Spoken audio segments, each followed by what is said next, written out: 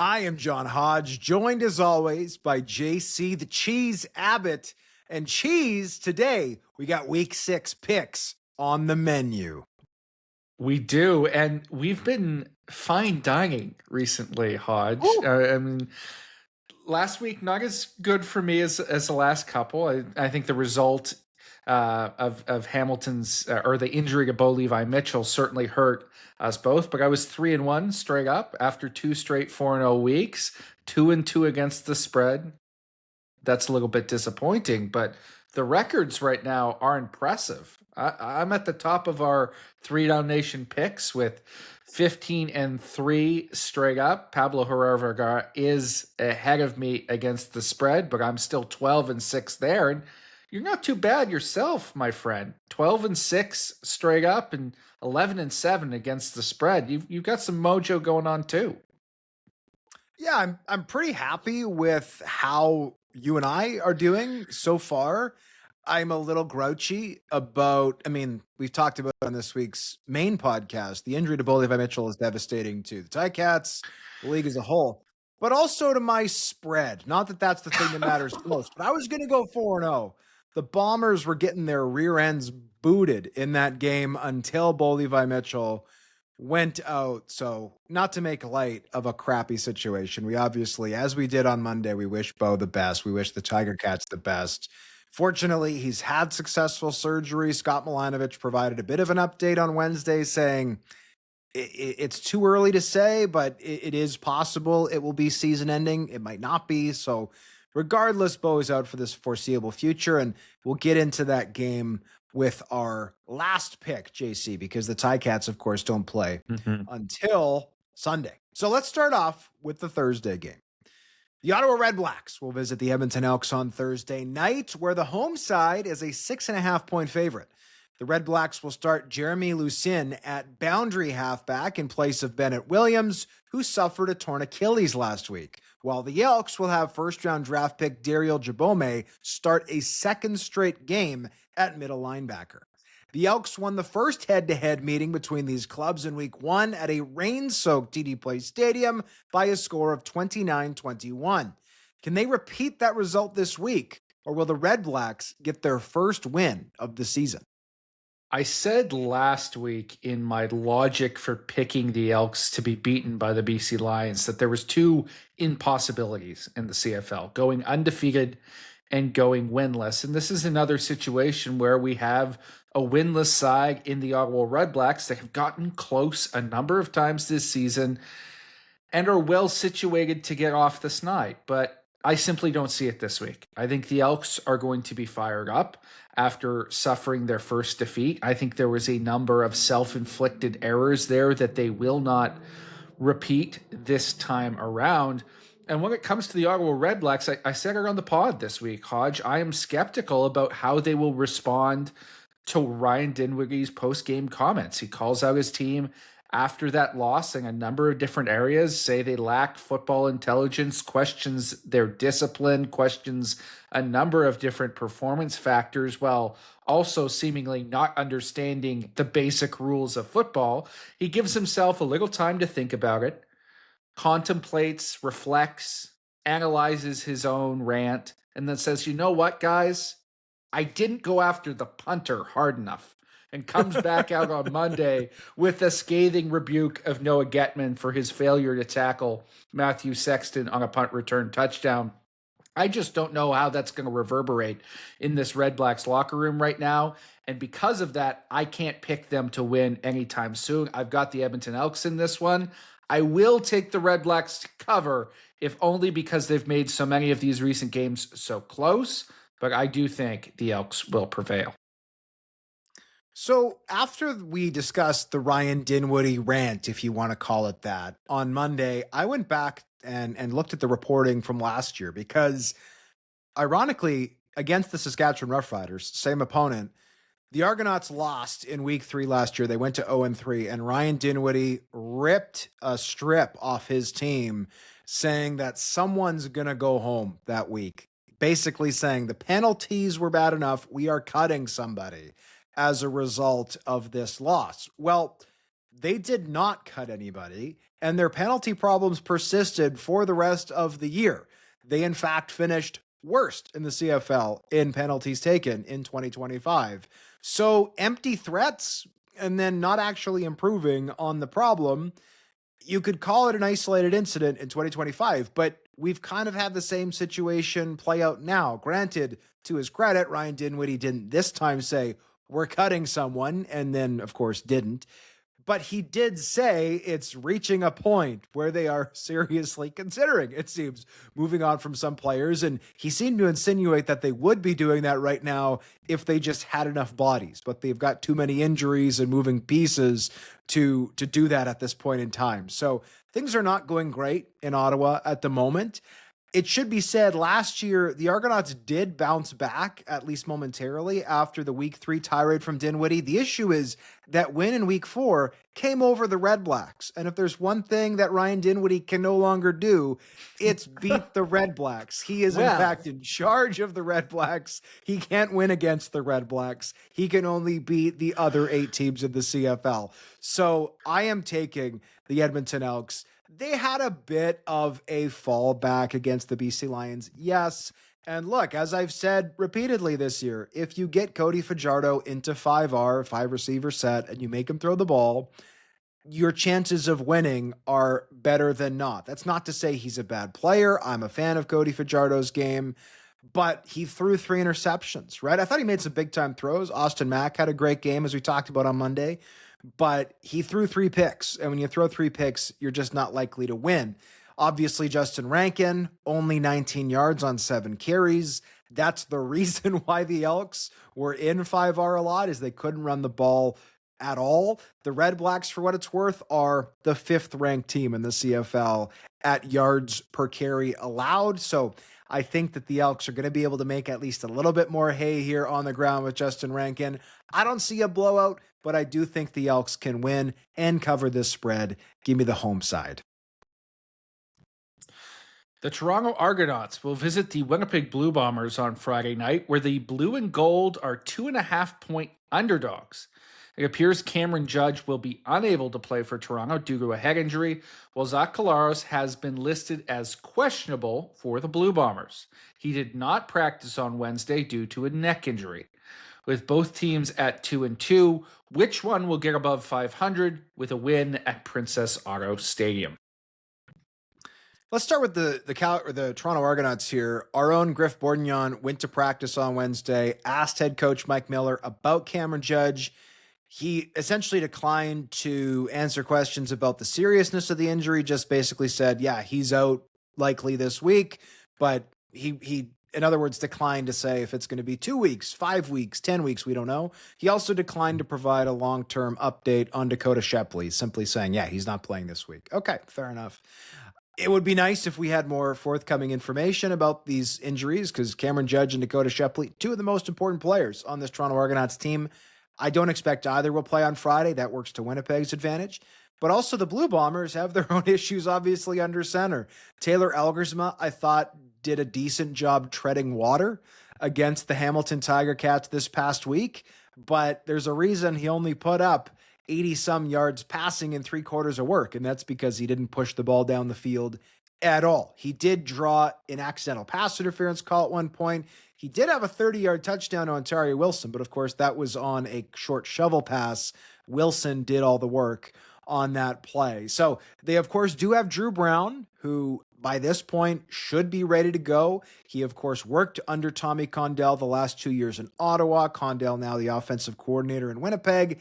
And we know that some of Winnipeg's playmakers, including guys like Nick Dembski and Brady Oliveira, were, of course, in Winnipeg back when Drew Brown started his career with the Blue Bombers. So I don't know who's going to be under center here, JC. As of this recording, it's Wednesday afternoon. We will not know what the depth chart looks like until Thursday morning. And even then, the Bombers could list somebody as a game time decision and play some games right up until kickoff, which is something that they have done in the past under Mike O'Shea. So we don't know what's going on. But the thing I will say, JC, and I didn't realize this till I sat down to prep for this show, I'm happy with my record so far this year, 12-6 straight up, 11-7 against the spread.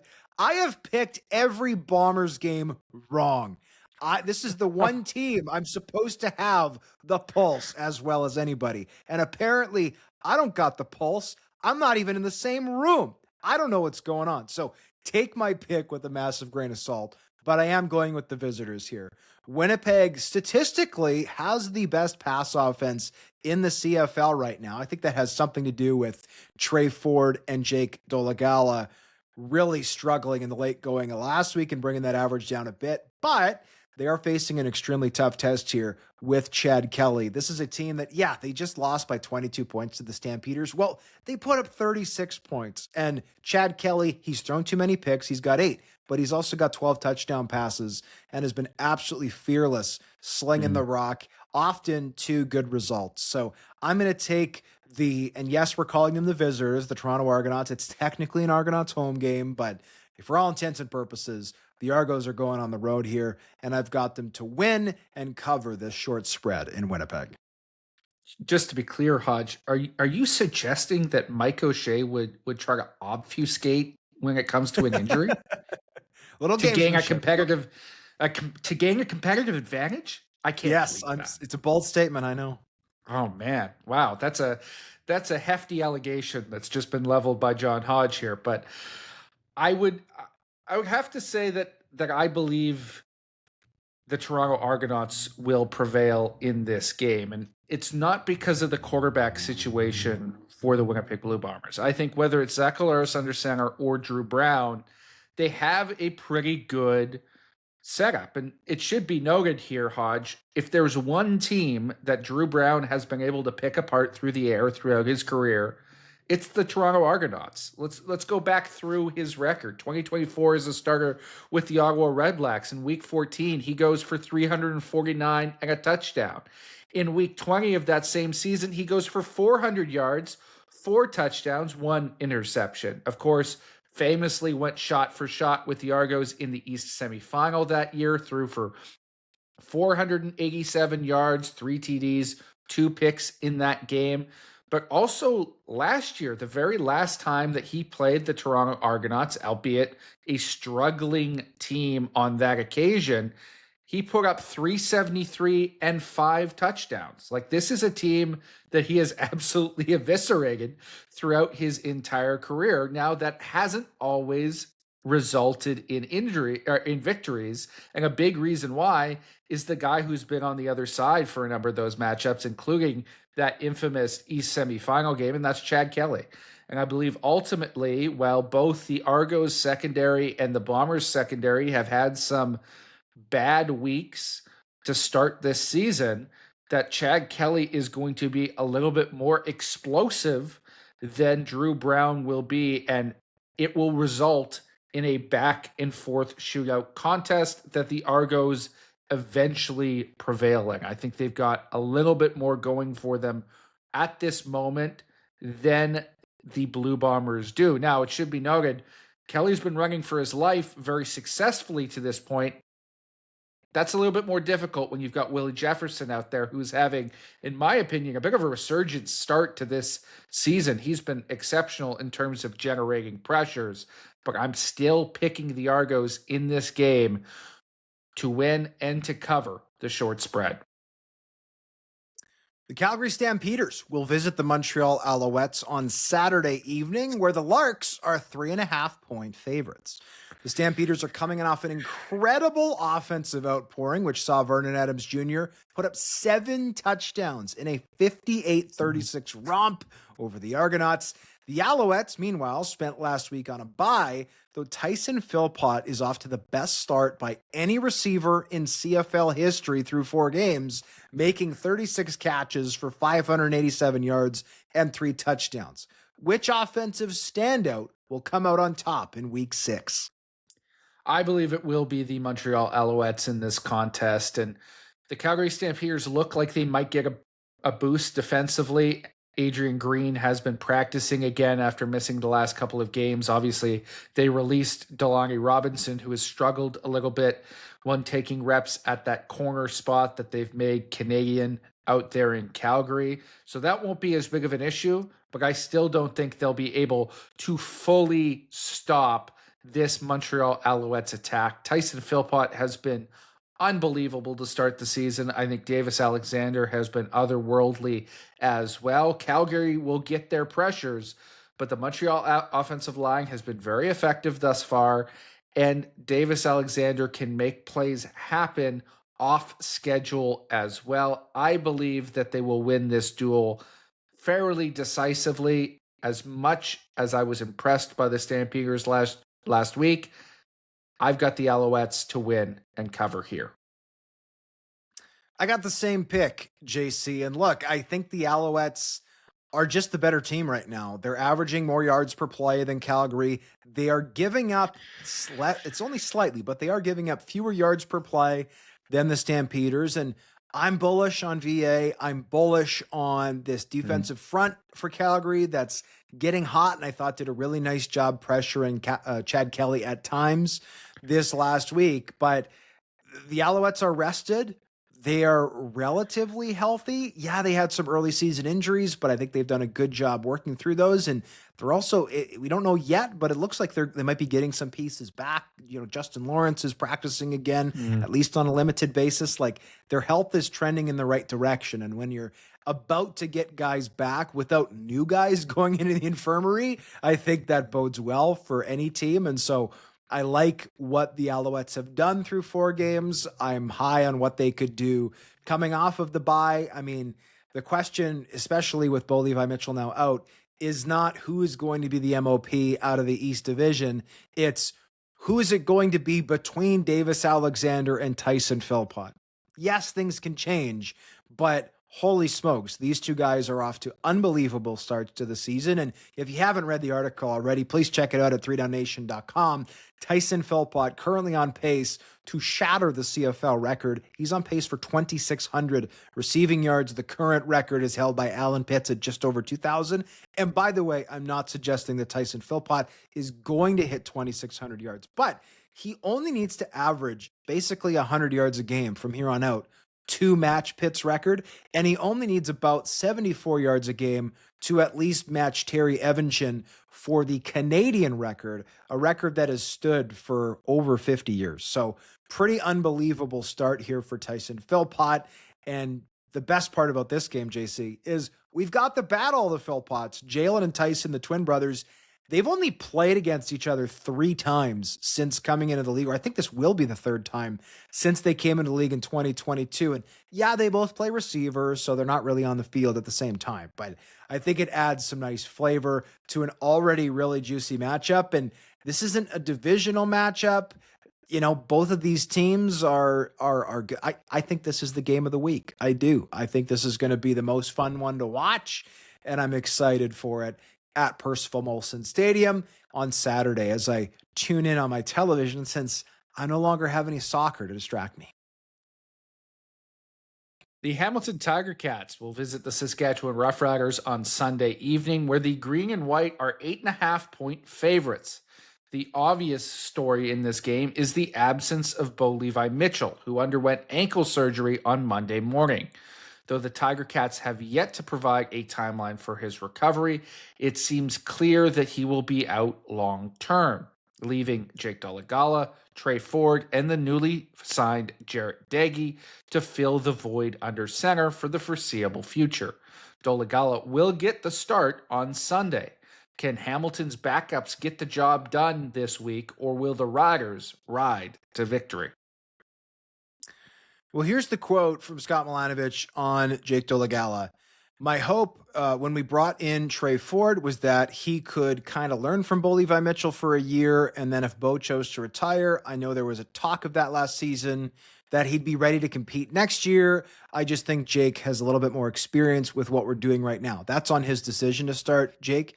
Jake, as a quarterback, he was asked, this was his assessment of Dolegala. He says, Jake is big, strong. He has more mobility than you might think, big arm. He's had a history of getting hot in games, and he can push the ball down the field. He's had experience. He's played well in this league. He's had big games. He's had experience playing in this stadium, meaning Mosaic and Regina.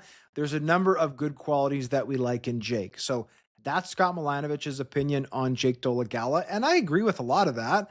The issue is that Jake Dolegala hasn't started a game in a while. He started 1 game for the Lions in 2024, didn't look particularly sharp. He did not start a game in 2025.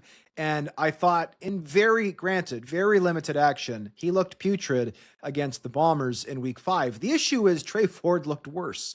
And that has me extremely concerned about what is going to come of the Hamilton Tiger Cats season. This is a team that looked like a Grey Cup contender, and I don't think I need to remind fans in Steeltown about that long Grey Cup drought that they've been suffering since 1999. But this looked like the year that could change. Things might fluctuate. I no longer believe that's a realistic option. I think, there's enough talent on this team that the Tabbies can rally around. And I don't think it's impossible that they win this game. I don't think it's impossible anytime in the CFL for an upset to happen. This is an upset league. But the Saskatchewan Roughriders have to be the easy pick here. They're getting healthier. AJ Ouellette likely seems to be coming back for this one. And they've got other guys trending in the right direction, including Roland Milligan Jr., who is limited on Wednesday. Give me the Riders straight up. And I'm feeling hungry, JC. I'm not scared of that point spread. I'm taking the Riders to cover it. If you'll bear with me, Hodge, I think we should have a moment of silence for the Hamilton Tiger Cats. Just our thoughts go out to you in this troubling time, because it is a troubling time, because you got Jake Dolegala under center, and I've got about as much confidence in Jake being able to steady the ship in Hamilton as I do in my dog not eating a pizza that is left out on the kitchen counter if I leave the room. And that's 0. I put that thing in the fridge because Jake ain't it. I saw it in BC a few years ago. He had an extended stretch, as you mentioned, in 2023 with the Saskatchewan Roughriders. And there were some decent statistical games in there. But overall, there was a reason why those Riders didn't make the playoffs. And part of it was they did not have good enough play at the quarterback position. I don't think this is an effective stopgap. I don't think he has anywhere near the high ceiling that Trey Ford does for all his ineffectiveness and inconsistency. And I think this is the wrong call by Scott Milanovich, and I believe history will bear that out. I can't imagine that this is going to be a successful stretch for them, and I believe the doldrums will start this week. I don't even need to know who's dressing for the Riders right now. I don't need to look at their depth chart. I don't need to know their injury status. I've got them to win, and I've got them to cover this football game. It should be noted, Dolegala's 2 years in Saskatchewan, his numbers weren't bad. He completed 63% of his passes, 2,795 yards, 12 touchdowns, 10 picks. I'm not saying those are Hall of Fame numbers, but they're not bad numbers. But he did go 2-8 as a starter. So I like your pick, JC. I'm obviously in agreement with you. And I'm curious to hear from our listeners, from our viewers. Let us know on social media, the comment section, all those good things, what you think of these picks for week number 6. Are you with us? Are you against us, and why? And while you're doing that, don't forget to sign up for the 3downnation.com newsletter. It's free. You can cancel it anytime. And each and every day, you can get all the latest news, insight, and analysis in your inbox, just like we know you love. For JC Abbott, I'm John Hodge, and we'll see you next time.